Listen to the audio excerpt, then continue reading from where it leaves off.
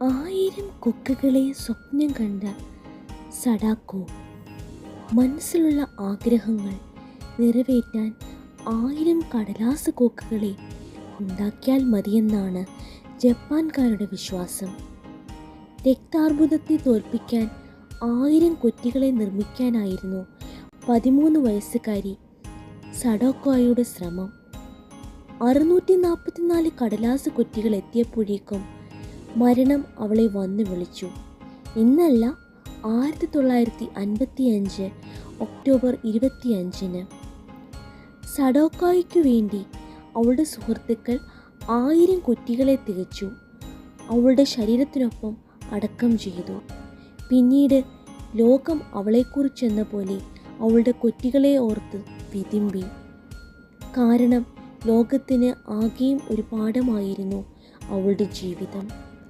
ജപ്പാനിലെ ഹിരോഷിമയിൽ അമേരിക്ക വീഴ്ത്തിയ അണുബോംബാണ് Sadako Sasaki എന്ന കൊച്ചു പെൺകുട്ടിക്ക് ലുക്കീമിയ അസുഖം നൽകിയത്.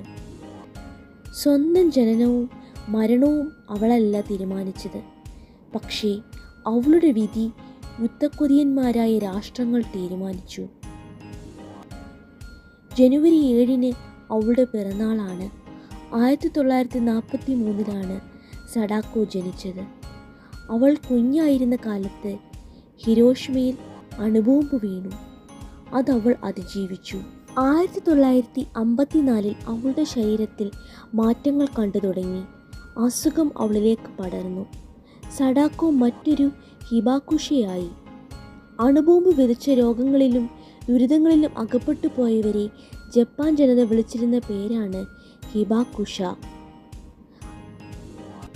അസുഖം മൂർച്ഛിച്ച് ആശുപത്രി കിടക്കയിലെത്തിയപ്പോഴാണ് അവളോട് കൂട്ടുകാർ കടലാസ് കൊറ്റികളെക്കുറിച്ച് പറഞ്ഞത്. കിടക്കയിൽ വെച്ച് അവൾ കൊറ്റികളെ നിർമ്മിച്ചു. കടലാസുകൾ തികയാതെ വന്നപ്പോൾ കൂട്ടുകാർ സഹായിച്ചു. ജീവിക്കാനുള്ള കൊതിയായിരുന്നു അവൾക്ക് കൊറ്റികൾ. വീഡിയോ ഇഷ്ടമായെങ്കിൽ ലൈക്ക് ചെയ്യുവാനും സബ്സ്ക്രൈബ് ചെയ്യുവാനും മറക്കല്ലേ.